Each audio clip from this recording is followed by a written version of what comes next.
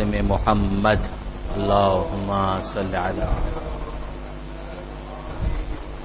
وأہل بیتہ الطیبین الطاہرین المعصومین المظلومین المنتجبین المنتخبین المیامین لا سیما علی الامام المنتظر والحجۃ الثانی عشر واللعنۃ الدائمۃ الباقیۃ علی اعدائہم اجمعین من یوم ظلمہم الی قیام یوم الدین. اما بعد، ہماری گفتگو سورہ مبارکہ بقرہ کی آیت نمبر 21 تک ہو چکی اور پیچھے سے مربوط کرتے ہوئے آج ہم اپنے سلسلہ بحث کو آگے انشاءاللہ بڑھانا چاہیں گے. میں نے جو گزارشات آپ کی خدمت میں پیش کی تھیں ان کا خلاصہ یہ ہے کہ سورہ مبارکہ فاتحہ میں پروردگار عالم نے جو کچھ ہمیں تعلیم کیا اس میں یہ دعا موجود تھی کہ اہدنا الصراط المستقیم، کہ مالک ہمیں ہدایت چاہیے اور سیدھا راستہ جو ہے ہم اس کے اوپر آنا چاہتے ہیں، اور آنے کے بعد ہم اس کے اوپر ثبات قدم چاہتے ہیں کہ ہم اس کے اوپر باقی رہنا چاہتے ہیں.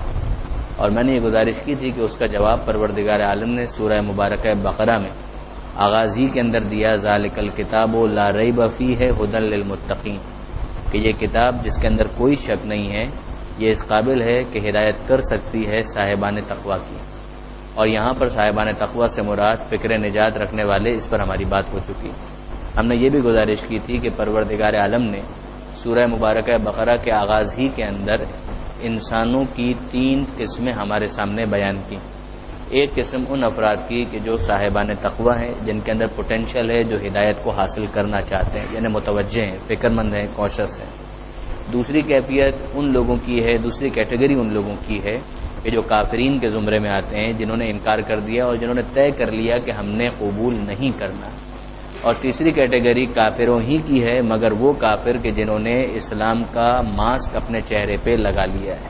وہ مومن نہیں ہے مگر وہ اسلام کو شو آف کرتے ہیں اور اس کے ذریعے سے ظاہری کچھ بینیفٹس حاصل کرنے کی کوشش کرتے ہیں.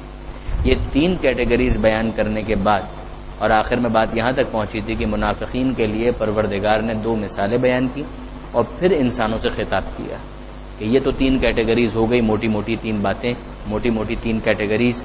ایک متقین کی جنہیں فکر ہے، ایک کافروں کی جنہوں نے طے کیا ہوا ہے کہ ہم نے قبول نہیں کرنا، ہم نے ماننا نہیں ہے، اور تیسرے منافقین کی. اب اس کے بعد پروردگار عالم اس آیت نمبر 21 میں ارشاد فرماتا ہے کہ یا ایھا الناس، اے انسانوں، تمام انسانوں سے خطاب. ظاہر ہے کہ ابھی تو تمام انسان جتنے بھی ہیں وہ سب کے سب پروردگار عالم کے مخاطب قرار پاتے ہیں، اس لیے کہ کتاب میں تو اتنی طاقت ہے کہ وہ تمام انسانوں کی ہدایت کر سکتی ہے.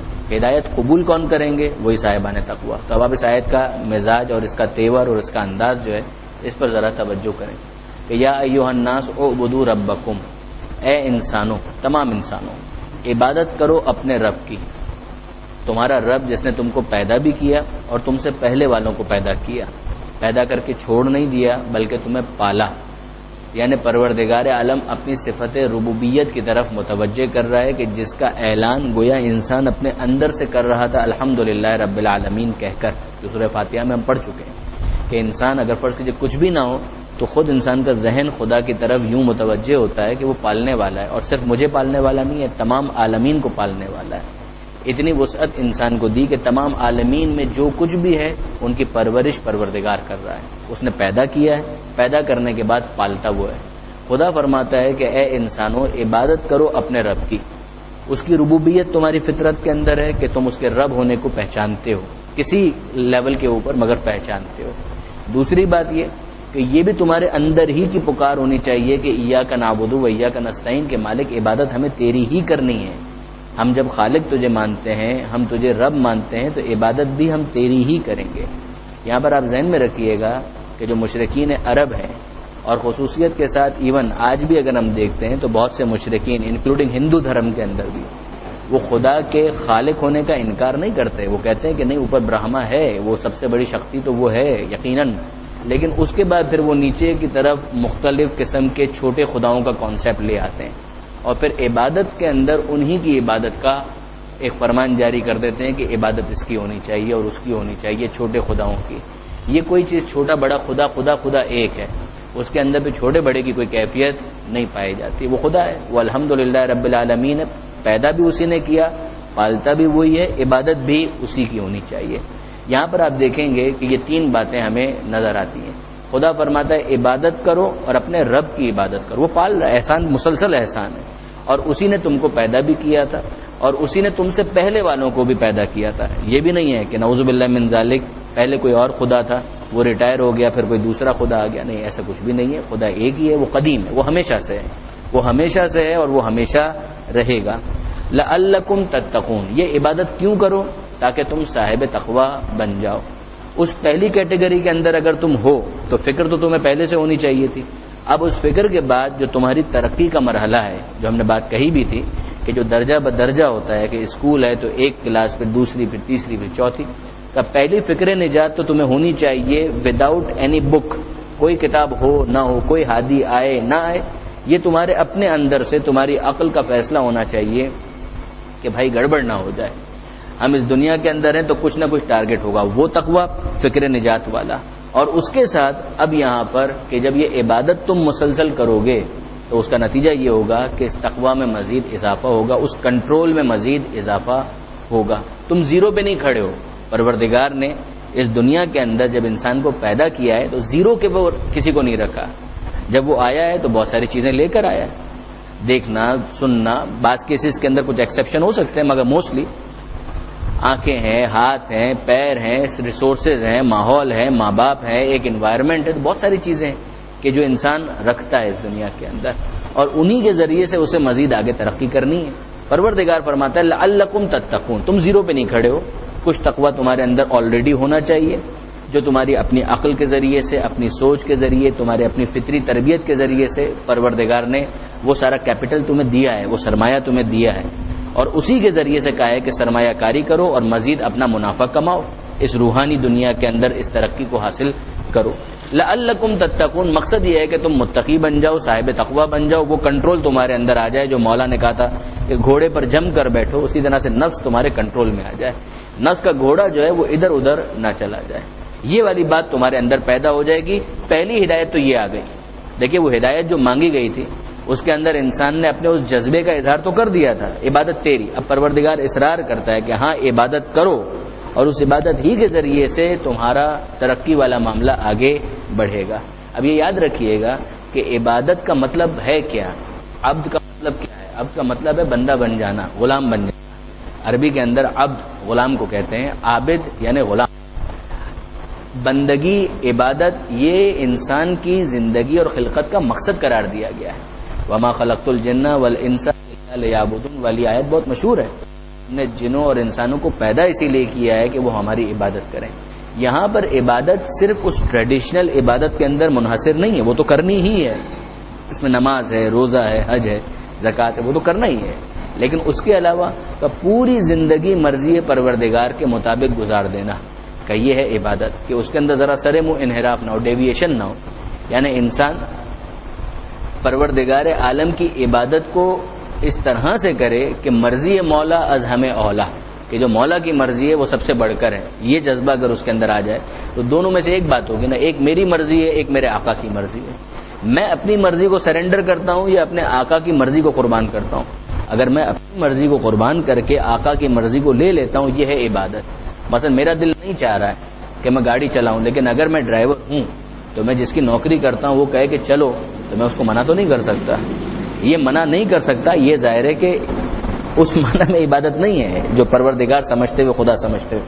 مگر نوکری یہی ہے نا کہ مجھے کام کرنا پڑے گا کیونکہ خدا نے مجھے اس بات کی اجازت دی ہے، لہٰذا میں یہ کام کروں گا، کسب معاش کروں گا.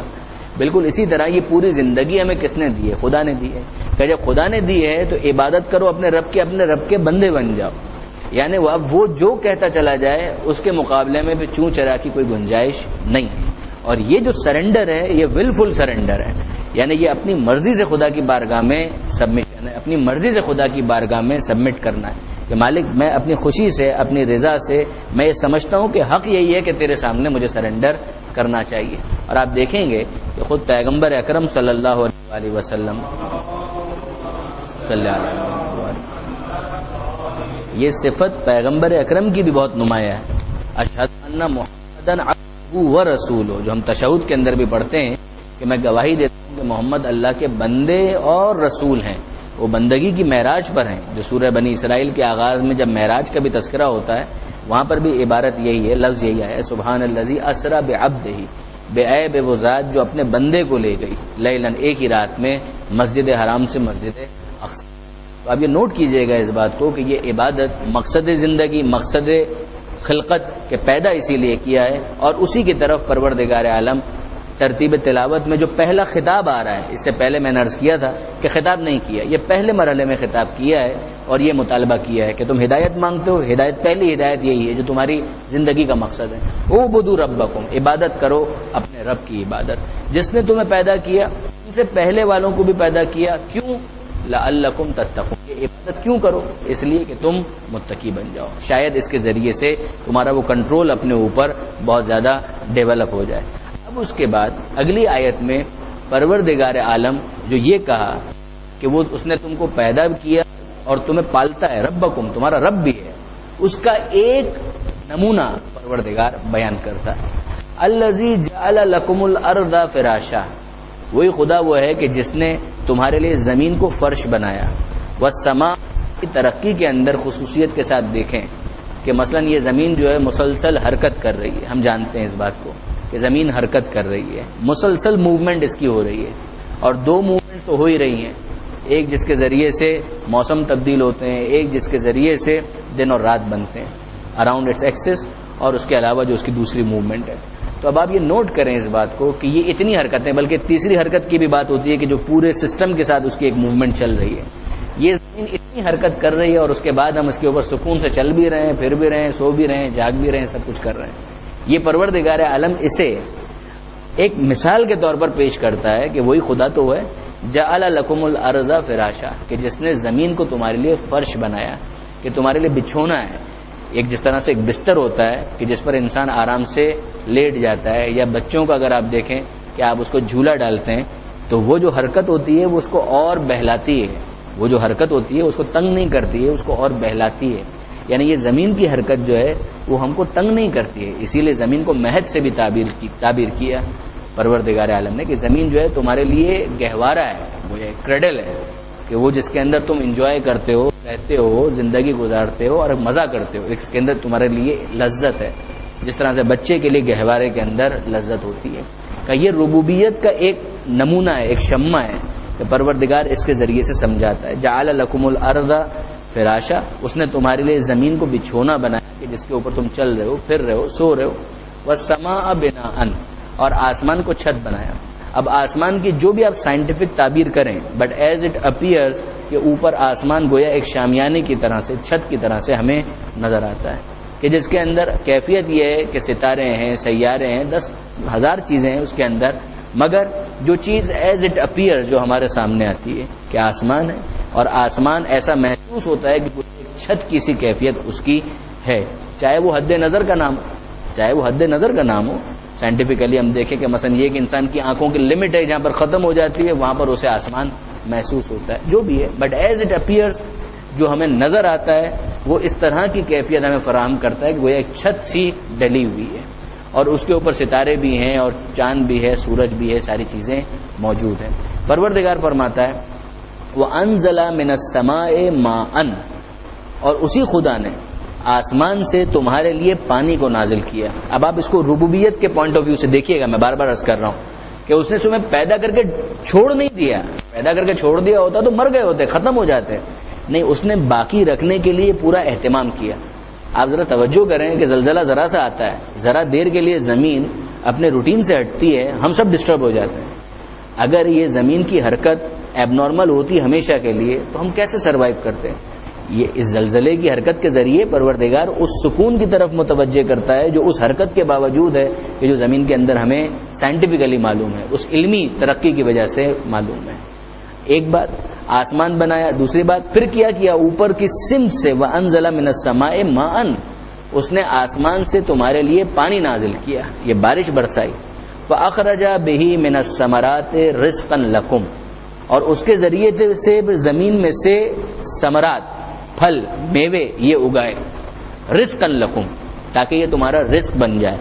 فلا تجعلوا للہ اندادا وانتم تعلمون، اللہ کے لیے شریک مت ٹھہراؤ، اللہ کے لیے کوئی پارٹنر مت قرار دو وانتم تعلمون، جبکہ تم کو پتہ بھی ہے. یہ بڑا انٹرسٹنگ ہے. اب میں آپ سے سوال کرتا ہوں، مجھے بتائیے پروردگار عالم نے آخر میں کیا کہا؟ آخر میں کہا کہ توحید پر آ جاؤ، ایک اللہ کو مانو، اس کے ساتھ شریک مت قرار دو، جبکہ تم کو پتہ بھی ہے. کیا پتہ ہے؟ یعنی یہ جو دلیلیں پیچھے پروردگار نے بیان کی ہیں اس کا توحید سے کیا تعلق ہے؟ دیکھیے واپس سے اس کو ذرا لنک کرنے کی کوشش کیجیے گا. پروردگار فرماتا ہے عبادت کرو اپنے رب کی، وہ پالنے والا ہے. تمہیں پیدا کیا، تم سے پہلے والوں کو پیدا کیا، ٹھیک ہے، اس نے پیدا کیا، بالکل ٹھیک ہے. کیوں پیدا کیا؟ تاکہ تم متقی بن جاؤ. نہیں، کیوں یہ عبادت کیوں کرو؟ تاکہ تم متقی بن جاؤ، ٹھیک ہے، یہ بھی صحیح ہے. اب اس کے بعد پروردگار کہتا ہے یہ ربوبیت کی مثالیں، زمین کو فرش بنایا، آسمان کو چھت بنایا، ٹھیک ہے. اس کے بعد آسمان سے پانی برسایا، اس کے ذریعے سے زمین میں سے رزق نکالا، پھل نکالے تاکہ وہ تمہارے لیے رزق بن جائے. اب اس کے بعد آخر میں مطالبہ کیا؟ یہ سب سمجھ لیا؟ ہاں سمجھ لیا. اب اللہ کے ساتھ شریک مت قرار دو. توحید کے اوپر یہ دلیل کیسے ہے؟ یعنی میں آپ سے بہت قریب ہو کر یہ سوال کر رہا ہوں، آپ اس کو ایک روٹین کے در سے ہٹ کر مجھے اسی وقت اگر آپ اس پہ کچھ کنٹریبیوٹ کرنا چاہیں کہ یہ توحید پر دلیل کیسے بنے گی. جی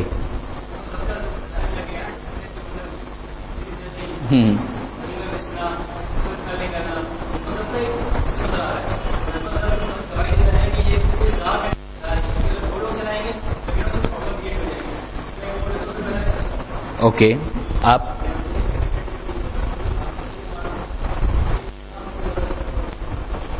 انہی کی بات کو سیکنڈ کر رہے ہیں نا، یہ نظم و ضبط کی جو بات کر رہے ہیں، جو ہارمونی کی آپ بات کر رہے ہیں، یو آر ایبسولوٹلی رائٹ، بالکل صحیح بات ہے.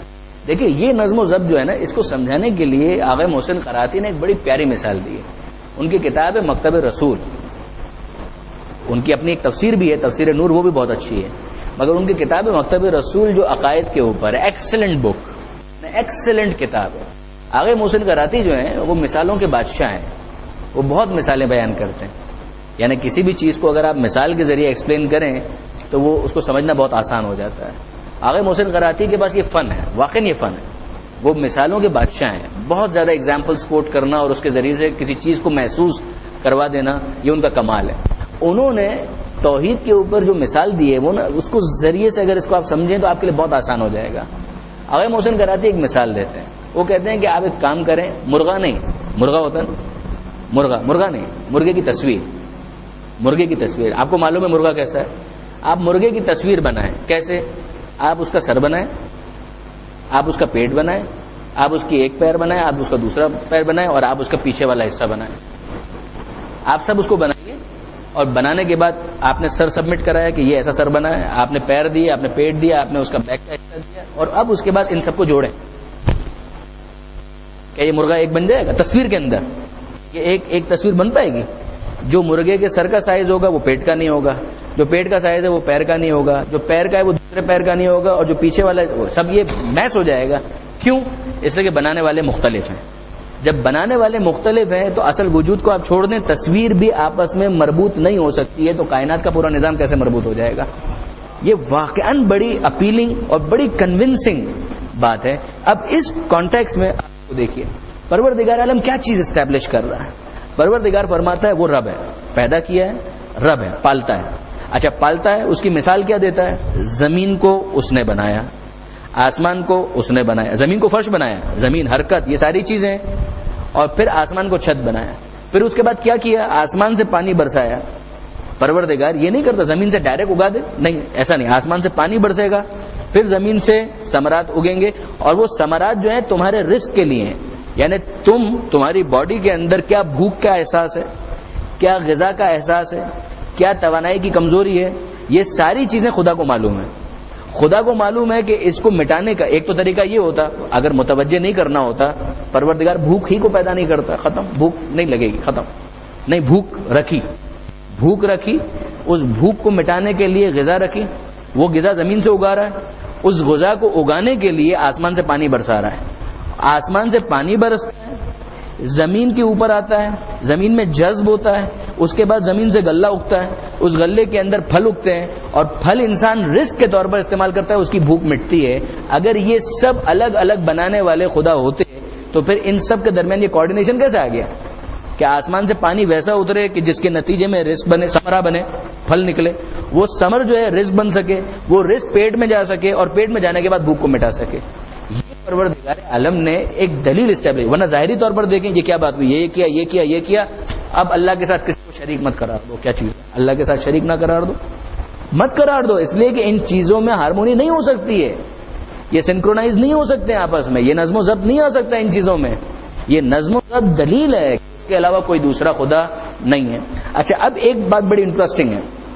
مثلا اگر کوئی کہے کہ بھائی یہ جو آپ نے مرغے والی مثال دی، پیٹ یہ بنائے، ایک پیر یہ بنائے، ایک پیر وہ بنائے، کیا یہ سب آپس میں مل کر بیٹھ جائیں؟ آپس میں مل کر بیٹھ جائیں، بنا لیں، پھر کیا مسئلہ ہے کہ بھائی تم اپنا پیٹ کس سائز کا بنا رہے ہو؟ وہ کہ میں اس سائز کا بنا رہا ہوں. اچھا ٹھیک ہے، اس حساب سے اس کا سر بنا لیتا ہوں. ان کو کہہ دیا کہ دیکھو یار ہم لوگ اس طرح کا بنا رہے ہیں تو تم پیر اس طرح کا بنانا. بالکل صحیح بات ہے، یہ ہو سکتا ہے، غلط نہیں ہے. لیکن سوال یہ ہے کہ کیا اس صورت میں یہ سب ایک دوسرے کے محتاج ہیں یا نہیں ہے؟ یہ سب ایک دوسرے کے محتاج ہیں یا نہیں ہے؟ یعنی اگر یہ اس کو نہ بتائے تو اس کو نہیں معلوم ہوگا، یہ اس کو نہ بتائے تو اس کو معلوم نہیں ہوگا، وہ اس کو نہ بتائے تو معلوم نہیں ہوگا. اس کا مطلب یہ ہے کہ یہ سب ایک دوسرے کے بتانے کے محتاج ہیں. جو محتاج ہو وہ سب کچھ ہو سکتا ہے، خدا نہیں ہو سکتا، ناممکن ہے. یعنی اگر محتاج ہے تو پھر غنی نہیں ہے، اور اگر محتاج ہے تو وہ خدا چاہیے ہی نہیں. نعوذ باللہ من ذالک، ایسا خدا ہوتا ہی نہیں ہے. کیسے ہو سکتا ہے ایسا خدا کہ جو خود محتاج ہو؟ وہ رب ہے، وہ پالنے والا ہے. اگر وہ خود محتاج ہو جائے تو کوئی دوسرا ہے جو اس کو پال رہا ہے، نعوذ باللہ من ذالک، جو اس کو علم دے رہا ہے. آپ دیکھیے کہ واقعاً قرآن ویژن کہاں پر لے جاتا ہے، انسان کا ذہن کہاں اس کو ترقی دیتا ہے. علیم بذات الصدور، تمہارے دلوں کے اندر جو خیال آتا ہے وہ اس کو بھی جانتا ہے. تم اس کے علم کو محدود مت سمجھو، یہ بتائے گا تو کچھ ہوگا، وہ بتائے گا تو کچھ ہوگا. نہ، پروردگار محتاج نہیں ہو سکتا کسی اور کا، کسی اور کے بتانے کا، کسی اور کے دکھانے کا، وہ محتاج نہیں ہو سکتا. تو یہ بڑی امپورٹنٹ آیت ہے. پھر واپس ذہن میں رکھیے کہ وہ تین کیٹیگریز، ایک مطالبہ، اے انسانوں عبادت کرو، تمہارا رب، تمہارا خالق، تم سے پہلے والوں کا خالق، اس نے تمہارے لیے زمین کو فرش بنایا، آسمان کو چھت بنایا، آسمان سے پانی برسایا. اب اس کے بعد خدا کا مطالبہ یہ ہے کہ جب یہ پانی برس کے زمین سے غلہ اگ رہا ہے، ثمرات آ رہے ہیں، میوے آ رہے ہیں، تمہارے لیے رزق، تمہارے لیے، اللہ کے ساتھ کسی کو شریک مت قرار دو. وَأَنْتُمْ تَعْلَمُونَ، جبکہ تم کو پتہ بھی ہے. یعنی تم ذرا غور کرو، تم کو سمجھ میں آئے گا. وَأَنْتُمْ تَعْلَمُونَ، تمہیں معلوم ہے کہ یہ چیزیں آپس میں مربوط ہیں. اس کا مطلب یہی ہے کہ یہ سب کا سب ایک. یہ خدا کی نشانیاں اسی طرح سے تو ہیں. انسان ان میں غور کرے جو سورہ آل عمران کے اختتامی آیتوں میں آتا ہے، اِنَّ فِي خَلْقِ السَّمَاوَاتِ وَالْأَرْضِ وَاخْتِلَافِ اللَّيْلِ وَالنَّهَارِ لَآيَاتٍ لِأُولِي الْأَلْبَابِ. صاحبان عقل کے لیے نشانی ہیں. زمین و آسمان کے پیدا کرنے میں، روز و شب کے آنے جانے میں نشانیاں ہیں. کن کے لیے؟ صاحبان عقل کے لیے، جو بس دیکھتے ہیں، کھاتے ہیں، پیتے ہیں، گزر جاتے ہیں. نہیں، غور کرتے ہیں، فکر کرتے ہیں. جب ان کے درمیان نتائج کو وہ ڈرا کرتے ہیں تو اس کے بعد ان کو حقیقت سمجھ میں آ جاتی ہے. فَلَا تَجْعَلُوا لِلَّهِ أَنْدَادًا وَأَنْتُمْ تَعْلَمُونَ. اب یہاں پر وہ مطالبہ آ گیا، پروردگار عالم کی طرف سے مطالبہ. جو ہدایت کی بات کی تھی تو پہلی گائیڈ لائن آ گئی. اب پروردگار عالم، دیکھیے یہ خطاب کس سے ہو گیا؟ ان انسانوں سے کہ جو صاحبان تقوی بننا چاہتے ہیں، جو پوٹینشیل ہیں. پروردگار عالم اب خطاب کرتا ہے دوسری کیٹیگری سے. دوسری کیٹیگریز کے اندر، یا یوں کہیے کہ نہیں وہ بالکل آخری کیٹیگری تو نہیں، لیکن وہ افراد جو اب تک کنونس نہیں ہوئے ہیں ان کو مسلسل جھنجھوڑنے کے لیے، پروردگار عالم ان کو جھنجھوڑنے کے لیے. وَإِن كُنتُمْ فِي رَيْبٍ، کہ دیکھو بھائی یہاں تک تو بات ہو گئی، یہ مطالبہ بھی ہم نے کر دیا، ہدایت کی پہلی جو قسط تھی ایپیسوڈ نمبر 1 وہ بھی دے دیا. اب اس کے بعد اگر تم اب تک شک میں ہو، باقی تمام افراد، کہ بھائی یہ تو بیچارہ سیکھنے کے لیے آیا، وہ تو اپنا اسائنمنٹ لے کر چلا گیا ہے، مگر یہ دوسرا جو باہر آوارہ گھوم رہا ہے، کیا اس کو بھی لے کر آؤ کسی طریقے سے، یہ احساس پیدا ہو جائے کہ نہیں اس کو بھی ترقی کرنی ہے. یہ کیوں ترقی نہیں کر رہا ہے؟ کیا اس کو شک ہے اس کتاب میں جو قرآن مجید پروردگار نے نازل کیا ہے؟ کیا اس میں شک ہے اس کو؟ خدا کا انداز دیکھیے. وَإِن كُنتُمْ فِي رَيْبٍ مِّمَّا نَزَّلْنَا عَلَىٰ عَبْدِنَا فَأْتُوا بِسُورَةٍ مِّن مِّثْلِهِ. اعلان کیا تھا؟ اعلان یہ تھا کہ ذَلِكَ الْكِتَابُ لَا رَيْبَ فِيهِ، یہ کتاب وہ ہے کہ جس میں کوئی شک نہیں ہے. ریب، شک. شک کا مطلب یہ کہ ڈاؤٹ فل ہو جائے چیز کہ صحیح ہے، غلط ہے، حق ہے، باطل ہے، دونوں چیزیں مکس اپ ہیں. کیا ہے؟ پروردگار نے کہا حق ہی حق ہے. ذالک الکتاب لا ریب فیہ، یہ کتاب اس میں کوئی شک نہیں ہے. پھر ہدایت کی بات کی تھی نا. یہ افراد جو ہدایت قبول نہیں کر رہے ہیں، کیا ان کو قرآن میں شک ہے؟ اعلان یہ ہے کہ قرآن میں کوئی شک نہیں ہے، مگر یہ شک کرنے والے کیا اس بے عیب اور لا ریب کتاب میں شک کر رہے ہیں؟ کیا ایسا ہو سکتا ہے؟ اگر ایسا ہے مثلا دیکھیے برادران عزیز، اگر میں کہوں کہ یہ جو گلاس کے اندر پانی ہے یہ بالکل پیور ہے، ذرا سی امپیورٹی اس کے اندر نہیں ہے، یہ میرا کلیم ہے، آپ میرے کلیم کو کب مانیں گے؟ یا تو آپ کو میری بات پر اعتبار ہو، یا آپ اپنے طور پر لیب ٹیسٹ کروا لیں، چیک کر کوئی طریقہ جو آپ کے پاس ہے اس کے ذریعے سے آپ اس کو چیک کر لیں، پھر آپ اس کے بعد کہیں گے ہاں بات بالکل ٹھیک ہے، یہی ہوگا نا؟ اور کیا ہوگا؟ طریقہ کیا ہو سکتا ہے؟ آپ اپنے طور پر چیک کر لیجئے یا یہ میری بات کے اوپر اعتبار کیجئے۔ پروردگار عالم نے ابتدا میں یہ کہہ دیا کہ اس کتاب میں کوئی شک نہیں، یا تو خدا کی بات کو قبول کر لو، پیغمبر اکرم وہ جو پیغام لے کر آئے نہیں ان کا کردار ہی ایسا، یہ تو صادق ہیں، امین ہیں، یہ کہاں غلط بولیں گے؟ یا تو اتنا کوئی کنونس ہو جائے، اگر نہیں ہے تو پھر کیا ہے؟ سامنے والے کی کیفیت کیا ہے؟ میکسیمم کیا ہو سکتا ہے؟ تمہیں شک ہے تو میں یہ کہنے کا حق رکھتا ہوں نا کہ ٹھیک ہے میرے نزدیک جو میں چیز آپ کے سامنے پیش کر رہا ہوں بالکل پیور ہے، but if you are in doubt, اگر آپ کو اس کے اندر کوئی شک ہو رہا ہے، چیک یور سیلف، اپنے طور پر اس کو چیک کر لو۔ بالکل لاجیکلی میں یہی آپ سے کہہ سکتا ہوں کہ آپ اس کو چیک کر لیجئے۔ پروردگار عالم فرماتا ہے وَإِن كُنتُمْ فِي رَيْبٍ، اگر تم شک میں ہو، مِمَّا نَزَّلْنَا عَلَىٰ عَبْدِنَا، اس میں کہ جو ہم نے نازل کیا ہے، عَلَىٰ عَبْدِنَا، اپنے بندے پر، عَلَىٰ عَبْدِنَا، اپنے بندے پر نازل کیا ہے۔ اب آپ نوٹ کریں اس بات کو، پیغمبر اکرم کے لیے عبد کی صفت فوراً پروردگار لے کر آیا، ہم سے مطالبہ کیا جا رہا ہے اے انسانوں عبادت کرو، عبد بنو۔ پروردگار گویا یہاں پر یہ سمجھا رہا ہے کہ ہم نے جس کو اپنا نمائندہ منتخب کیا ہے وہ عبدیت کی کس منزل پر ہے؟ وہ عبد ہے جس کو ہم نے انتخاب کیا ہے، وہ ذرا سا ادھر ادھر نہیں جائے گا۔ یہ خود لفظ جو ہے یہ پیغمبر اکرم کی عصمت پر دلیل ہے، الا عبدنا، یہ ہمارا بندہ ہے۔ پروردگار عالم کا کانفیڈنس جو پیغمبر اکرم کے اوپر ہے۔ ان کنتم، اگر تمہیں شک ہے، فی ریبن، تم شک میں ہو، مما نزلنا، اس میں یعنی اس کتاب میں، نزلنا جسے ہم نے نازل کیا، علی عبدنا، یعنی ہونا نہیں چاہیے شک تمہیں، لیکن اگر تمہیں شک ہے تو اب کیا کرو؟ فاتو بسورۃ من مثلہ، ایک کام کرو اس جیسا ایک سورہ بنا کے لے آؤ۔ اب آپ کو اگر یاد ہو تو الف لام میم کی جب بات آ رہی تھی اسی وقت میں نے گزارش کی تھی کہ الف لام میم حروف تہجی تو وہی ہیں، الفابیٹس تو وہی ہیں جو تم روز استعمال کرتے ہو۔ مرد میدان بنو، آگے بڑھو، انہی حروف کو جوڑو، لفظوں کو جوڑ کر کلمہ بناؤ، کلمے کو جوڑ کر کلام بناؤ، کتاب بناؤ، سورہ بناؤ، پیش کر دو، کیونکہ لفظ تو وہی ہیں، لفظ کوئی باہر سے نہیں آئے ہیں۔ یہاں پر اسی بات کو زیادہ صراحت کے ساتھ کھول کر واضح طور پر بیان کیا جا رہا ہے۔ اب وہ آپ عربوں کا مزاج اگر اپنے ذہن میں لے کر آئیں کہ جس کے اندر بات پہ جوش میں آ جانا، اور مثلا آدمی غیرت کے اندر آ جائے اور یہ ہو جائے ارے کیسے نہیں ہوتا یہ، تو اگر وہاں پر اس طرح سے بار بار غیرت کو تازیانے لگائے جائیں اور بار بار کہا جائے کہ مرد میدان بنو، آؤ میدان کے اندر، تمہیں اپنی فصاحت و بلاغت کے اوپر، اپنے ایلوکوینس کے اوپر، اپنے لٹریچر کے اوپر اتنا ناز ہے، تو پروردگار عالم یعنی ان کے ذہن میں کیا شک ہو سکتا ہے؟ نعوذ باللہ من ذالک، یہی ہو سکتا ہے نا کہ پیغمبر اکرم نے خود بنا دیا ہے، پروردگار نے نازل نہیں کیا ہے۔ یہاں پر شک کیا ہوگا؟ یہی ہوگا پہلے مرحلے کے اندر، تم اس کا جواب لے آؤ۔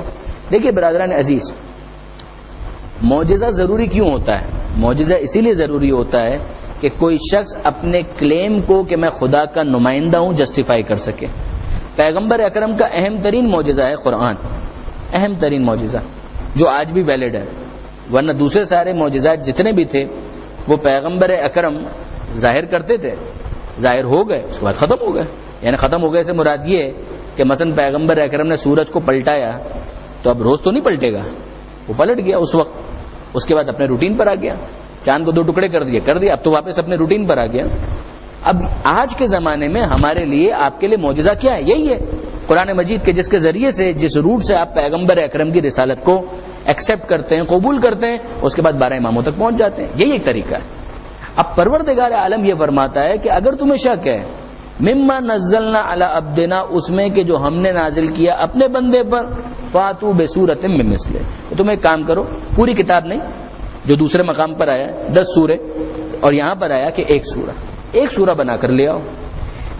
وَادْعُوا شُهَدَاءَكُمْ، اور ایسا نہیں ہے کہ ہم تم سے یہ کہہ رہے ہیں کہ الگ الگ اپنی انڈیویجل کیپیسٹی کے اندر محنت کرو، نہیں، ٹیم ورک کرو، گروپ ڈسکشن کرو، ٹیم ایفرٹ کرو، جتنوں کو بلا سکتے ہو بلاؤ اور مل کر اس کا جواب لے آؤ. من دون اللہ ہے، اللہ کو چھوڑ کر جس کو بلانا چاہو بلا لو. ان کنتم صادقین، اگر تم سچے ہو. تمہارا کلیم کیا ہے؟ کلیم یہی ہے کہ نعوذ باللہ یہ خدا کی طرف سے نازل نہیں ہوا ہے، یہ نازل نہیں ہوا ہے بلکہ پیغمبر اکرم نے معاذ اللہ فیبریکیٹڈ ایک اسٹوری ہمارے سامنے پیش کر دی ہے، بنا کر، گڑھ کر. اگر ایسا ہے تو تم بھی ایک کام اس طرح کا کر دو. مثلا آپ فرض کیجئے، شاید میں نے پہلے بھی مثال دی ہو، اگر میں یہ کہوں خدا نہ کرے کہ بھئی میں نبی ہوں اور یہ پنکھا جو ہے نا یہ میرا معجزہ ہے، چلتا ہے ہوا آتی ہے، پنکھا یہ میرا معجزہ ہے، چلتا ہے ہوا آتی ہے، تو آپ جواب کیا دیں گے؟ جواب یہ دیں گے کہ یہ دوسرا پنکھا یہ کس نے بنایا ہے؟ اگر اسی طرح کا معجزہ ہے تو یہ پنکھا ہم بنا دیتے ہیں، یہ کہاں سے آپ کا معجزہ ہو گیا؟ میں کہوں کہ صاحب یہ وائٹ بورڈ دیکھ رہے ہیں آپ، اس کے اوپر میں مارکر سے لکھتا ہوں یہ میرا معجزہ ہے، تو آپ دوسرا ایک وائٹ بورڈ لے آئیں گے، کہیں گے کہ صاحب اس کے اوپر ہم لکھتے ہیں، یہ کیسا آپ کا معجزہ ہو گیا؟ معجزہ وہ ہوگا کہ جو عاجز کر دے، معجزہ وہ ہوگا عاجز کر دے. میں کہوں یہ ویڈیو کیمرہ جو ہے نا یہ میرا معجزہ ہے، تو آپ ایک دوسرا ویڈیو کیمرہ لے کر آ جائیں گے، کہیں گے کہ یہ میرا معجزہ ہے. یہ کیسے معجزہ کیسے ہو گیا؟ معجزہ تو کہتے ہی اس کو ہیں کہ جو سامنے والے کو عاجز کر دے. کہ یہ قرآن ہے، قرآن کا جواب لے آؤ. اگر جواب مل جائے تو پھر یہ معجزہ نہیں ہے، اور جواب نہ ملے تو پھر یہ معجزہ ہے. اب اس کے معجزے ہونے کی ڈائمینشنز کیا کیا ہیں وہ الگ ایک بحث ہے. فصاحت، بلاغت، مستقبل کی خبریں، محدود لیول کے اوپر، لامحدود لیول کے اوپر. مثلا میں زیادہ لمبی بحث نہیں کر رہا اس کے اندر، صرف ایک مثال دے رہا ہوں. تبت یدا ابی لہب و تب، ابو لہب کے دونوں ہاتھ ٹوٹ جائیں، ابو لہب ہلاک ہو جائے. ما اغنا عنہ مالہ وما کسب، نہ اس کا مال اس کو کام آیا نہ اس کی اولاد اس کو کام آئی. سیصلی نارا ذات لہب، وہ آگ میں ڈالا جائے گا، اس کی بیوی بھی ڈالی جائے گی. یہ کیا ہے؟ ابھی اس زمانے میں کتنا رسک لیا ہے، آپ سوچیں اس بات کو. اگر آپ ظاہری اعتبار سے دیکھیں، ابو لہب آگ میں جائے گا، اس کا مطلب ابو لہب کافر ہے. ٹھیک ہے جی. ابو لہب پیغمبر اکرم کو جھٹلانے کے لیے بھی ایمان کا اعلان نہیں کرتا، ورنہ بہت آسان تھا کر دیتا. یہ کر دے کہ یہ کہتے ہیں نا کہ میں آگ میں جاؤں گا، چلو آج سے میں کلمہ پڑھتا ہوں، لا الہ الا اللہ محمد رسول اللہ، میں قیامت کو مانتا ہوں. نہیں. اب وہ جو ختم اللہ علی قلوبہم والی جو کیفیت ہے اس کو مجسم کر کے ایک شخص کے اندر دکھا دیا کہ یہ ابو لہب جو ہے وہ ایمان نہیں لائے گا، آگ میں جائے گا. اس کا کیس ختم ہو گیا ہے، لاسٹ کیس ہے. وہ شریر صحیح، کافر ہے، بدترین، مگر اس کے باوجود بھی پیغمبر اکرم کو جھٹلانے کے لیے جھوٹ موٹ کا دعویٰ کرتے، وہ نہیں کرے گا، وہ نہیں کرے گا. ورنہ کتنا آسان تھا، وہ کر دیتا.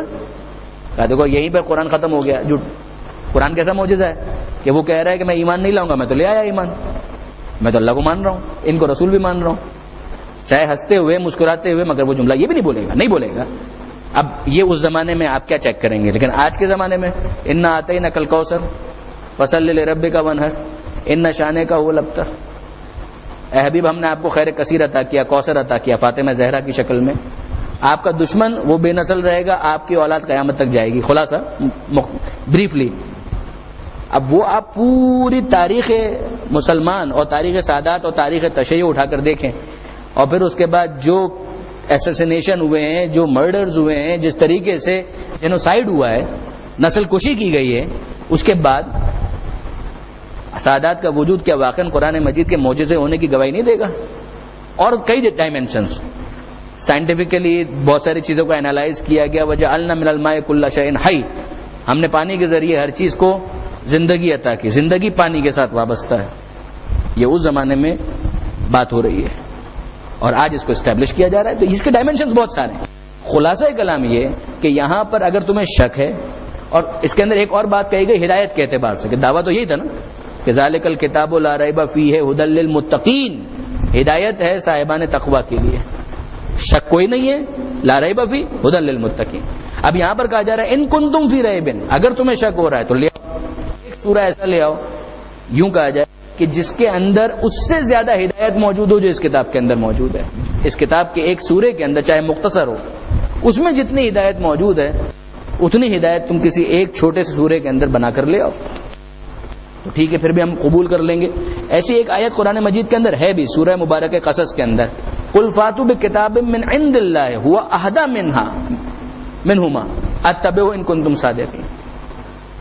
یہ ارشاد ہوتا ہے اے حبیب کہہ دیجئے کہ کوئی ایسی کتاب لے آؤ، اللہ کے پاس سے لے آؤ، کہیں سے بھی لے آؤ، تم لے آؤ پیغمبر، آپ کہہ دیجئے کہ بھائی کوئی جھگڑا تھوڑی ہے، اگر تم کوئی ایسی کتاب لے آؤ کہ واقعا جس کے اندر ہدایت ہو اس سے زیادہ، تو میں اتباع کرنے کے لیے، فالو کرنے کے لیے میں تیار ہو جاؤں گا، مجھے مسئلہ نہیں ہے، نو پرسنل پرابلم کوئی بھی نہیں ہے، کوئی مسئلہ نہیں، تم لے آؤ تو میں فالو کرنے کے لیے تیار ہو جاؤں گا۔ مسئلہ یہ ہے کہ تم کو منتخب نہیں کیا ہے، مجھے منتخب کیا ہے، جب مجھے منتخب کیا ہے تو میں پیش کر رہا ہوں، یا تو اس کا جواب لے آؤ، اور اگر جواب نہیں ہے تو پھر سرنڈر کرو، پھر ایکسیپٹ کرو، اس کے علاوہ اور کیا ہو سکتا ہے؟ ان کنتم صادقین، اگر تم سچے ہو تو پھر ایسا کر کے دکھاؤ۔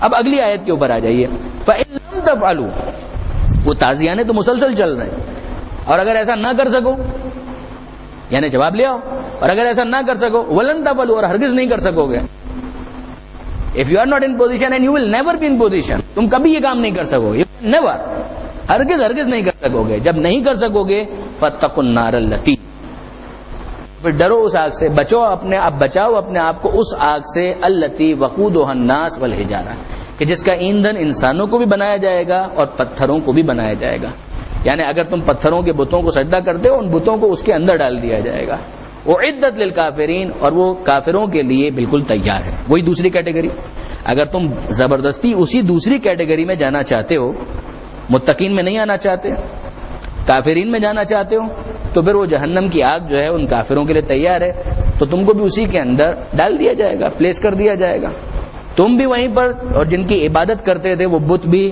وہیں پر، تو دونوں وہیں پر رہو، وہیں پر خوش رہو، یعنی یہ اذیت میں اور زیادہ اضافہ۔ فَإِن لَمْ تَفْعَلُوا، اگر یہ نہ کر سکو، قرآن کا جواب نہ لا سکو، وَلَن تَفْعَلُوا، اور ہرگز نہیں لا سکو گے، تو اب جو جواب اس کے اندر مضمر ہے کہ پھر تم کو مومن بن جانا چاہیے، پھر تم کو ہدایت کو ایکسیپٹ کر لینا چاہیے، نہیں کرو گے فَاتَّقُوا النَّارَ، بچو اس آگ سے کہ جس کا ایندھن انسانوں کو بھی بنایا جائے گا اور پتھروں کو بھی، اعدت للکافرین، یہ کافرین کی بات ہو گئی۔ اب اس کے بعد واپس پروردگار عالم فرماتا ہے صاحبان تقوی کے بارے میں، وبشر، اب یہ سائملٹینیس کانٹراسٹ، کہ ایک طرف ان کافروں کی بات ہو گئی، مگر وہ صاحبان تقوی، وہ جو بیچارے بول رہے تھے مالک ہاں ہمیں ہدایت چاہیے، خدا نے کہا کہ ہم ہدایت دیتے ہیں، صاحبان تقوی ہی کے لیے ہدایت ہے، اس کے بعد عبادت کرو اپنے رب کی جس نے تم کو پیدا کیا، تم سے پہلے والوں کو پیدا کیا، وہ تمہارا رب ہے، پالنے والا ہے، یہ ساری باتیں جن کے لیے کہی گئی تھی اسی کو کھولتا ہے۔ وَبَشِّرِ الَّذِينَ آمَنُوا وَعَمِلُوا الصَّالِحَاتِ، یہ سائملٹینیس کانٹراسٹ کہ وہ تو کافر ہو گئے، تم جاؤ جہنم کے اندر، مگر یہ اے حبیب بشارت دیجئے، خوشخبری دیجئے، الذین، ان لوگوں کو، آمنوا وعملوا الصالحات، کہ جو ایمان لائے اور جنہوں نے اعمال صالحہ کو انجام دیا۔ اب یہ اس عبادت کو کھول رہا ہے پروردگار، اس عبادت کو، اس تقوی کو پروردگار عالم ایلوبریٹ کر رہا ہے، ایکسپلین کر رہا ہے، ایمان اور اعمال صالحہ کہ یہ دونوں ساتھ ساتھ اگر چلیں گے تو اس کا نتیجہ یہ ہے کہ انسان اپنے تقوی کے اندر ترقی کرتا چلا جائے گا اور وہ کنٹرول اسے حاصل ہوتا چلا جائے گا، جس کو ہم نے تقوی کے ذیل میں ڈسکس کیا تھا۔ وَبَشِّرِ الَّذِينَ آمَنُوا وَعَمِلُوا الصَّالِحَاتِ، اے حبیب بشارت، خوشخبری دیجئے ایمان لانے والوں کو اور اعمال صالحہ کو انجام دینے والوں کو۔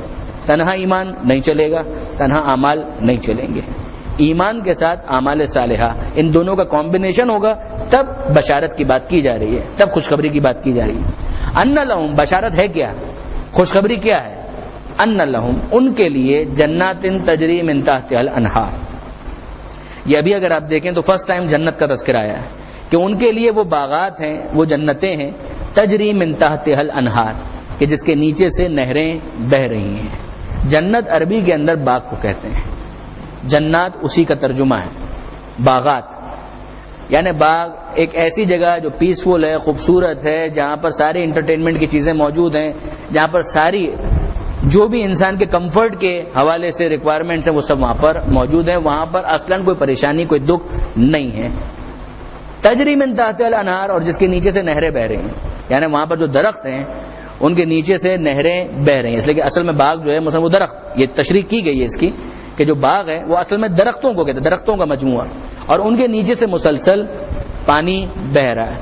یعنی ایک ہوتا ہے نا ایشو ذہن کے اندر آتا ہے کہ مثلا اگر پانی نہیں ملا تو کیا ہوگا، پھر تو سوکھ کر ختم ہو جائے گا، پر ڈونٹ وری، ایور گرین، وہ ہمیشہ سرسبز و شاداب ہے، اس کے اندر یہ کبھی ایشو نہیں آنے والا ہے کہ پانی روک لیا یا پانی کا پرابلم ہو گیا یا یہ ہو گیا وہ ہو گیا، کوئی ایسا ایشو نہیں ہے۔ تجری من تحتها الانہار، اس کے نیچے سے پانی مسلسل بہ رہا ہے، وہ نہریں بہ رہی ہیں۔ کلما رزقوا منہا، اب اس کے بعد ایک منظر کشی تھوڑا سا اب یوں کہیے کہ جنت کا ایک ٹریلر ہے، ایک جنت کی ایڈورٹیزمنٹ ہے جو پروردگار کر رہا ہے، اور یقین جانیے کہ پروردگار عالم سے زیادہ بہتر ایڈورٹیزمنٹ کوئی دوسرا نہیں دکھا سکتا. آپ جب تک جا کر نہیں دیکھیں گے فلیٹ، تب تک آپ کو فلیٹ سمجھ میں نہیں آئے گا. مگر آپ کو ٹی وی کے اوپر ایڈ دکھائی جاتی ہے نا، 4 کمرے کا لگژری فلیٹ اور یہ اور وہ ساری چیزیں، اور یہاں پر جمنازیم بھی ہے، سوئمنگ پول بھی ہے، یہ ساری چیزیں آپ کو دکھاتے ہیں. کیوں؟ تاکہ آپ مائل ہوں، آپ کے دل میں ایک تڑپ پیدا ہو، امنگ پیدا ہو، اور آپ جا کر اس کو دیکھیں، اور جو اس کی ریکوائرمنٹ ہے آپ کو پسند آ جائے اور آپ کو پتہ چل جائے کہ اس جیسی اور کوئی دوسری چیز نہیں ہے، تو پھر آپ کیا کریں گے؟ جمع کرو کتنے کی ہے، کہاں ہے، یہاں سے توڑا، یہاں سے جوڑا، کچھ ملایا اور اس کے بعد کہا مجھے یہ چاہیے. اسی طریقے سے یہاں پر سمجھانے کے لیے ایک منظر کشی کی جا رہی ہے جنت کی. پہلے تو بتایا کہ دیکھو وہاں پر نہریں بہہ رہی ہیں، مسلسل پانی ہے وہاں پر، یہ اریگیشن کا کوئی ایشو نہیں ہے، کوئی ایسا ایشو نہیں ہے کہ خشک ہو جائے گی یا خشک سالی آ جائے گی یا قحط پڑ جائے گا، ایسا کوئی مسئلہ نہیں. کلما رزقوا، اب اس کا دوسرا ایک اینگل، کلما رزقوا منہا، جب کبھی بھی ان کو وہاں پر رزق کے طور پر، من ثمرۃ رزقا، ایک کوئی پھل دیا گیا رزق کے طور پر. اب وہ مسلسل چیزیں آ رہی ہیں نا، اب وہاں پر تو آپ کو کوئی محنت تو نہیں کرنی ہے کہ صبح 8 سے لے کر شام کو 8 بجے تک یا رات کو 8 بجے تک محنت کریں گے تو 1 مہینے کے بعد پھر آپ کو تنخواہ ملے گی، ایسا تو کوئی معاملہ نہیں ہے. وہ محنت تو ساری یہاں پر کر لی، اب تو وہاں پر تنخواہ ہی تنخواہ لینی ہے. تو اب وہاں پر کیا ہے کہ کچھ چیزیں پیش کی جا رہی ہیں، کوئی ایک آ رہا ہے، کوئی دوسرا لا رہا ہے، کچھ جو آپ مانگ رہے مل رہا ہے آپ کو، پھل آ رہے ہیں. اب جب پھل آ رہے ہیں تو پروردگار فرماتا ہے کہ جب بھی من ثمرۃ رزقا، جب ان کو کوئی ثمرہ، کوئی پھل دیا جاتا ہے، دیا جائے گا، قالوا، تو وہ کہیں گے ھذا الذی رزقنا من قبل، ارے ابھی ایسا ہی تو ایک پھل آیا تھا، ھذا الذی رزقنا من قبل، ایسا ہی تو ایک پھل آیا تھا. لیکن ہوگا کیا؟ وَأُتُوا بِهِ مُتَشَابِهًا، یہ متشابہ ملتے جلتے ہوں گے تو ان کو لگے گا کہ یہ ویسا ہی ہے، حالانکہ ویسا ہوگا نہیں. یعنی تھوڑے تھوڑے فرق کے ساتھ. اب میں اس کو سمجھانے کے لیے عام طور پر جو مثال دیتا ہوں وہ آم کی ہے. مثلا آپ اس دنیا کے اندر، ابھی آم کا سیزن آ رہا ہے، بلکہ آ چکا ہے، تو اب آپ فرض کیجیے آپ پہلی مرتبہ آپ کے سامنے آم آیا اور آپ نے آم کھایا ہے، سندڑی آپ نے کھا لیا، آپ شکل دیکھ رہے ہیں، ہاں یہ ٹھیک ہے آم ہے، فرسٹ کلاس، کھایا آپ نے، اس کو مزہ آ گیا آپ کو. اب تھوڑی دیر کے بعد کوئی دوسرا چوسا لے کر آ گیا، تو آپ نے کہا یہ ویسا ہی تو ہے کہ جیسا ابھی آیا تھا.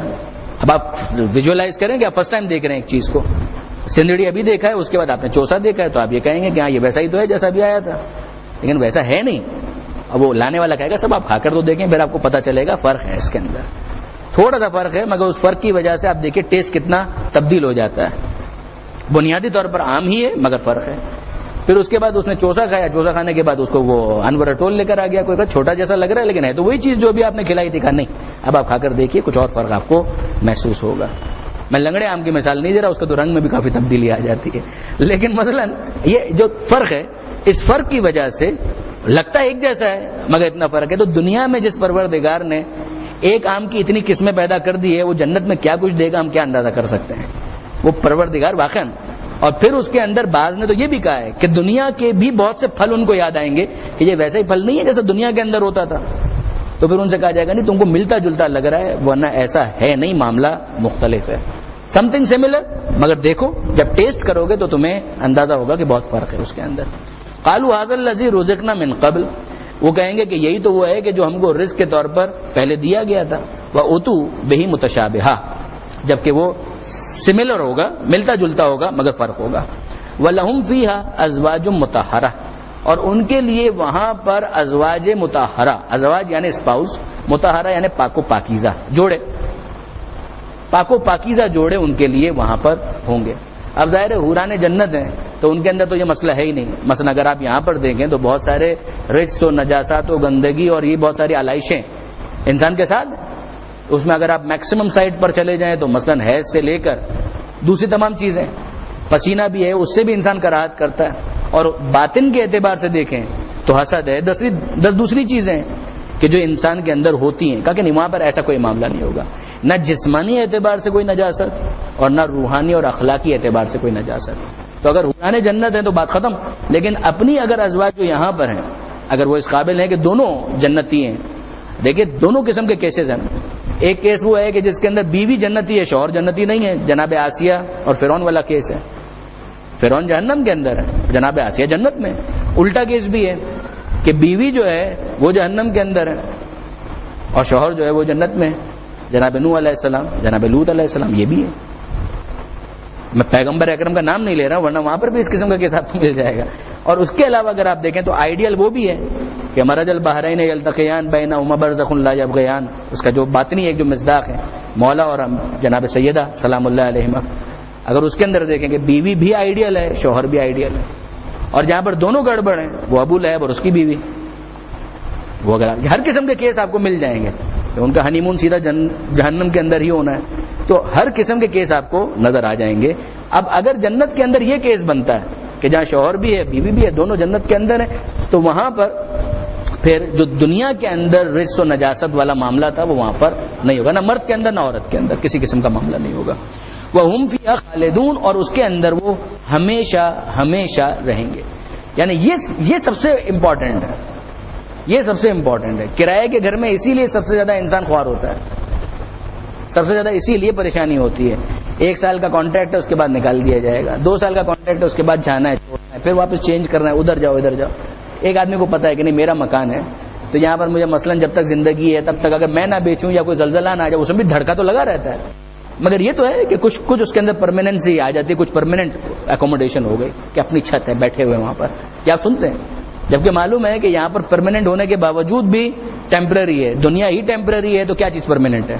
کہ وہاں پر ایسا نہیں ہے, ہوٹل والا کیس نہیں ہے کہ چیک آؤٹ ٹائم ہو گیا باہر نکلے سامان آپ اپنا باہر نکالیں, ایسا کوئی معاملہ نہیں. ایک دفعہ کوئی جنت میں گیا تو پھر گیا, پھر اس کے بعد باہر نکلنے کا کوئی کیس نہیں ہے. کہ اب ماشاء اللہ ہم فیہا خالدون, اس کے اندر ہمیشہ ہمیشہ رہیں گے. جو کمفرٹ ہے, جو انجوائمنٹ ہے, جو پروردگار عالم نے نعمتیں دی ہیں, جو راحتیں دی ہیں, وہ سب کی سب ہمیشہ ہمیشہ کے لیے ہیں. اب اس کے اندر دیکھیے کئی دفعہ انسان اس دنیا کے اندر 1000 قسم کی کمفرٹس ہوں, زندگی سے بیزار ہو جاتا ہے, کرے کیا. یعنی اس کو آپ کبھی سوچئے گا کہ پریشانیاں خود کتنی بڑی نعمت ہیں. پریشانیاں خود ایک نعمت ہے. اگر زندگی کے اندر اس دنیا میں کوئی زحمت نہ ہو تو آپ اور میں کریں گے کیا, کریں گے کیا بتائیں, سوچیں آپ. یعنی آپ کہیں کہ بھائی کیا یہ روزانہ جانا پڑتا ہے نوکری پہ, پھر اس کے بعد آخر میں تنخواہ ملتی ہے. کہا کہ نہیں چھوڑو یار, ساری زندگی تنخواہ 10 کروڑ 20 کروڑ روپے تم کو دیے, ایک بہترین گھر تم کو دیا, بہترین گاڑی تم کو دی, اب کیا کرنا ہے, شادی کرنی ہے. کہا دی ہے, بیوی بھی تمہارے پاس ہے, اور یعنی جو آپ بولیں وہ ہو جائے. ہاں تو اب اس دنیا کے اندر کریں کیا. جو اصل ٹارگٹ ہے اگر انسان اس کی طرف متوجہ ہے تو پھر یہ کوشچن نہیں آئے گا کہ نہیں عبادت کریں, معرفت خدا کی بات کریں, سوشل ورک کریں, لوگوں کی خدمت کریں. ان سب میں تو زحمت ہے. آپ اگر زحمت کو کلیتاً ہٹانا چاہتے ہیں تو آپ کریں گے کیا, اس دنیا کے اندر کریں گے کیا. آخرت کے اندر کا وہاں پر تو یہ سارے نیگیٹوز خود بخود دور ہو گئے. وہاں پر جو ہمیشہ ہمیشہ رہنے والی بات ہے تو وہاں پر ساری تکلیفیں ختم, رنج ختم. اب جو انسان کی ذمہ داری وہاں پر پروردگار رکھے, ذمہ داری نہ بمانے تکلیف دنیاوی, مگر جو پروردگار عالم وہاں پر انسان خدا کی معرفت میں آگے بڑھتا چلا جائے تو کوئی زحمت نہیں, کوئی تکلیف نہیں ہے, اس لیے کہ وہ پورے کمٹمنٹ کے ساتھ وہاں پر آگے بڑھ رہا ہے. یہ چیز اگر یہاں پر وہ ڈیولپ کر لے تو یہاں پر بھی راحت سکون کے اندر آ جائے, اطمینان میں آ جائے. اللہ بذکر اللہ تطمئن القلوب, کہ اللہ کی یاد سے جو دلوں کو اطمینان ملتا ہے اس کو آپ اس کے ساتھ اگر لنک کریں تو نتائج واضح ہو جائیں گے. یہ آیت نمبر 25 تک ہم پہنچے.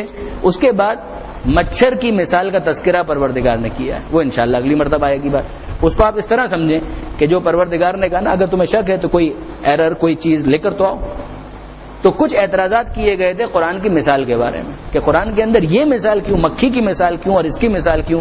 جب کتاب بڑی ہے تو مثالیں بھی بڑی ہونی چاہیے. ان کے خیال میں اگر کتاب بڑی ہے تو اس کے اندر ہاتھی اور شیر اور چیتے کی مثالیں ہونی چاہیے, اور مکھی اور ان ساری مثالوں کو اس کے اندر نہیں ہونا چاہیے. اس کا خدا نے جواب دیا ہے, وہ انشاءاللہ آیت نمبر 26 میں نیکسٹ ٹائم جب گفتگو ہوگی تو اس پر بات انشاءاللہ کی جائے گی.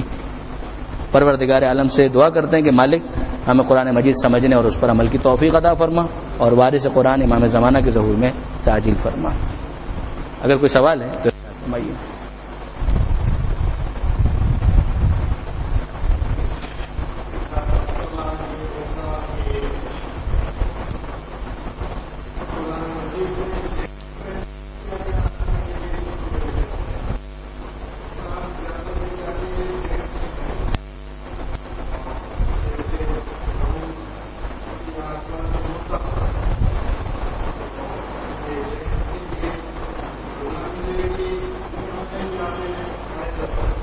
نہیں دونوں ہیں, دونوں یعنی اسی لیے اگر آپ غور فرمائیے تو میں نے گزارش کی تھی کہ اگر بیوی اور شوہر دونوں اس قابل ہیں جنت میں وہ ایک دوسرے کے ہمسر ہیں. اگر وہ دونوں جنت میں جا رہے ہیں تو ایک دوسرے کے ہمسر ہیں اور وہاں پر اس قسم کا کوئی رزق و نجاست والا معاملہ نہیں ہوگا. ایک بار جنت میں تو اس کے لیے وہاں پر پروردگار عالم کی طرف جی ہاں وہاں پر پھر پروردگار عالم کے لیے کوئی نہ کوئی جوڑا پیدا کرے گا. جیسے آپ جناب آسیہ ہی کے کیس میں دیکھیں, جناب آسیہ فرعون اس کا شوہر ہے, ان کا شوہر ہے, تو فرعون جو ہے وہ تو جہنم کے اندر ہے اور جنت میں خود پیغمبر اکرم صلی اللہ علیہ وآلہ وسلم ان کے شوہر قرار پائیں گے. یہ روایتوں کے اندر آیا ہے. تو وضاحت جہاں پر ہے وہاں پر ہے اور جہاں پر وضاحت نہیں ہے وہاں پر یہ طے ہے کہ پروردگار عالم ان کے جو بالکل پیرالل اور جو ان کا ہمسر ہو سکتا ہے اس کو ہمسر قرار دے گا وہاں پر. تو یہ بالکل اپنی جگہ یہ واضح ہے کہ پروردگار عالم نے قرآن مجید کے اندر ایسا نہیں رکھا ہے کہ صرف مردوں سے خطاب کیا ہے, خواتین سے خطاب نہیں کیا ہے, بلکہ سورہ آل عمران کی آیت ایک جگہ آج صبح ہی درس ہو رہا تھا اس کے کہ اللہ جو ہے اجر ضائع نہیں کرتا. عمل عامل, کسی بھی عمل کرنے والے کے عمل کو اللہ ضائع نہیں کرتا, اس کے اجر کو ضائع نہیں کرتا, چاہے وہ عورت ہو ذکر نہ انثى, چاہے عورت ہو یا مرد ہو. بعضکم من بعض, تم ایک دوسرے ہی سے تو ہو. وہاں پر پروردگار یہی سمجھاتا ہے کہ تم ایک دوسرے ہی سے تو ہو. یعنی ایسا تو نہیں ہے کہ عورت انسان نہیں ہے, یہ تو ان کفار اور مشرکین اور ان کے جو مسکانسیپشن تھے یا مس نارما تھا تو ان کا تھا, اس کا اسلام نے تو اس کو ڈس اون کیا ہے. ایسا نہیں کہ اسلام اس کو اون کرتا ہے, قطعاً ایسا نہیں ہے.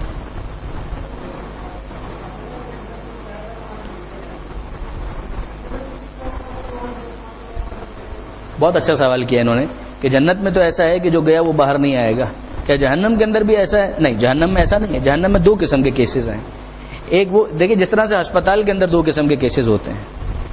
ایک وہ کیس ہوتا ہے کہ جو ٹھیک ہو کر باہر آ جاتا ہے صحت مند معاشرے کے اندر صحت مند بن کر, تو اس کو ظاہر ہے کہ واپس لے آیا جائے گا. ایک وہ ہے کہ جو بیچارہ پرماننٹ بیمار ہے تو پھر کیا کیا جائے گا, پھر وہ اسپتال ہی کے اندر اپنی زندگی گزارے گا اور اسی کے اندر اس کو رکھا جائے گا, کوارنٹائن کے اندر الگ کر دیا جائے گا, اس کو پھر واپس نہیں آنے دیا جائے گا. جہنم کو آپ اسپتال سمجھیں, ایک ایسا اسپتال کہ جس میں انسان اپنے اختیاری گناہوں کی سزا بھگتنے کے لیے یا دوسرے الفاظ میں اپنی روح کو صحت مند بنانے کے لیے ایڈمٹ کیا جاتا ہے. اب اگر اس کی روحانی بیماری ایسی ہے کہ جو قابل علاج ہے تو جہنم کے علاج میں, جہنم کے اسپتال میں ایڈمٹ رہنے کے بعد, علاج کے بعد اس کو جنت کے صحت مند معاشرے میں لے جایا جائے گا. جیسے فرض کیجئے خدا نہ کرے اگر کوئی مومن ہے اور عمل میں کوتاہی کی ہے اس نے, تو اکارڈنگلی گنجائش کتنی ہے, خدا غفور ہے, خدا رحیم ہے, سب کچھ ہے. اب اس کے باوجود بھی اگر وہ خدا کی مغفرت کا حقدار نہیں قرار پاتا, شفاعت معصومین اس کا بھی حقدار قرار نہیں پاتا یا فوراً قرار نہیں پاتا, تو الٹیمیٹلی وہ جہنم میں کچھ وقت تو گزارے گا. اعاذ اللہ, خدا ہم سب کو اس سے محفوظ رکھے. لیکن فرض کیجئے کہ اب یہ اس کو کچھ بھی نہیں مل پایا, یہ حقدار نہیں قرار پایا, تو جتنا عرصہ ضرور ہے مومن, یعنی یہ بھی ہے کہ عقیدے کی منزل میں درست ہے, گڑبڑ نہیں ہے. ان اللہ لا یغفر ان یشرک بہ ویغفر ما دون ذلک لمن یشاء, کیونکہ شرک عقیدے کی جو گڑبڑ ہے وہ تو خدا معاف نہیں کرے گا. ہاں اس سے ہٹ کر اگر کچھ ہے تو لمن یشاء, جس کو چاہے خدا معاف کر دے گا.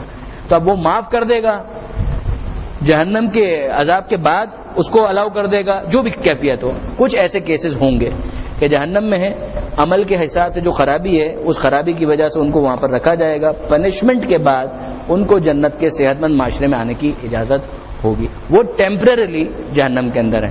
مگر اب ابو لہب ہے, ابو جہل ہے, یزید جیسے افراد ہیں, فرعون جیسے افراد ہیں, نمرود جیسے افراد ہیں, ان افراد کے لیے کوئی آنے کی گنجائش نہیں, وہ جہنم میں ہمیشہ ہمیشہ ہے. جی ہاں, جنت اور جہنم کے علاوہ ایک اور جگہ ہے جس کا تذکرہ 7ویں سورے میں, سورہ آراف کے اندر. وہ انشاءاللہ وہاں پہنچیں گے تو میں گزارش کروں گا, لیکن خلاصہ کلام یہ کہ وہ افراد اگر ہم فرض کریں کہ اس دنیا کے اندر وہ افراد, فرض کیا کریں, کچھ نہ کچھ تو ہوں گے ہی, کہ جن تک ہدایت بالکل نہیں پہنچ پائی, جن تک ہدایت, یعنی آپ ایزیوم کریں کہ ایک شخص ہے وہ چھانگا مانگا میں, نانگا پربت میں, کسی ایسی جگہ پیدا ہوا, جنگل میں, ریگستان میں, جہاں نہ قرآن پہنچ سکا, نہ پیغمبر کا نام پہنچ سکا, نہ امام زمانہ کا تذکرہ, نہ مولا, کچھ بھی نہیں پہنچا. جب نہیں پہنچا تو وہ کیا کرے, کہ یہ شخص جو ہے اس کو جہنم میں ڈال دیا جائے گا.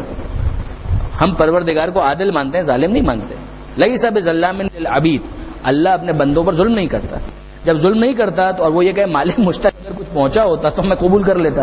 اب اس کی ذمہ داری صرف اتنی قرار پاتی ہے کہ جتنی عقل اس کو گائیڈ کرتی ہے, کیونکہ یہ سوچ تو اس کے پاس ہے نا, جو نبی باطن ہے اس کو عقل کو نبی باطن کہا گیا, تو یہ جو حجت اس کے پاس ہے اس کے ذریعے وہ جتنا پہنچ سکے آسمان کو دیکھ رہا ہے, زمین کو دیکھ رہا ہے, خدا تو ہے. یعنی وہاں تک پہنچ جائے کہ الحمدللہ رب العالمین الرحمن الرحیم مالک یوم الدین. کوئی ہم 5 روپے دیتے ہیں تو حساب لیتے ہیں, تو اس نے زندگی دی ہے تو حساب تو لے گا, لیکن کیا کر رہا ہے, کرنا کیا ہے سمجھ میں نہیں آ رہا. کاش کہ کوئی ہوتا جو مجھے بتاتا. اگر یہ چیز بھی دل کے اندر کہیں آ رہی ہے, جہاں تک اس کی عقل اس کو لے جا رہی ہے کہ کچھ تو سیٹ اپ ہونا چاہیے تھا, کچھ تو ہوتا جو مجھے بتاتا کیا ہے اس دنیا میں کس لیے ہوں, اور ایسے میں اسی طرح سے وہ اس دنیا سے چلا جائے. Provided every other thing constant, اسی طریقے سے وہ ہے چلا گیا. خدا کو ہم ظالم نہیں مانتے ہیں, خدا عادل ہے, عدل کرنے والا ہے. کیا ایسے کو بیچارے کو جہنم میں ڈال دے گا؟ نہیں, ایسا نہیں, ایسا نہیں. دوسرے کیسز کو آپ دیکھیں, کوئی کسی ایسے معاشرے کے اندر ہے جہاں وہ انوائرمنٹ سے اتنا انفلوئنس ہو گیا بیچارہ, کچھ سمجھ ہی نہیں پا رہا. گاؤں دیہات کی بہت سی جاہل عورتیں ہیں بیچارے, اور کیا آپ ان سے ایکسپیکٹ کرتے ہیں کہ وہ ابو ذر و سلمان و میثم تمار اور مقداد اور یہ سب بن جائیں گے؟ ایسا تو نہیں ہوگا. کچھ کیسز تو ابھر کے آ جائیں گے, لیکن کیا میجورٹی سے ابھی توقع کرتے ہیں؟ بہت مشکل ہے کہ وہ اتنا ڈیپ انالیسس کچھ کر پائیں, مشکل ہے, اتنا آسان نہیں ہوگا. جیسے بہت سے کیسز ایسے ہیں کہ جن کو جہنم میں تو نہیں ڈالا جائے گا, ممکن ہے جنت میں نہ ڈالا جائے, پھر اس کے لیے ایک دوسری جگہ ہے آراف, جو جنت بھی نہیں ہے جہنم بھی نہیں ہے. جنت جیسی آسائشیں نہیں ہے مگر جہنم جیسا عذاب بھی نہیں ہے. ایئر کنڈیشن نہیں ہے مگر پنکھا موجود ہے, مثلا سمجھانے کے لیے عرض کر رہا ہوں. ٹیوب لائٹ نہیں ہے لیکن لالٹین موجود ہے, صرف سمجھانے کے لیے کہ اس کا کوئی درمیان کا معاملہ ان کے لیے رکھا گیا. وآخر دعوانا ان الحمد للہ رب العالمین.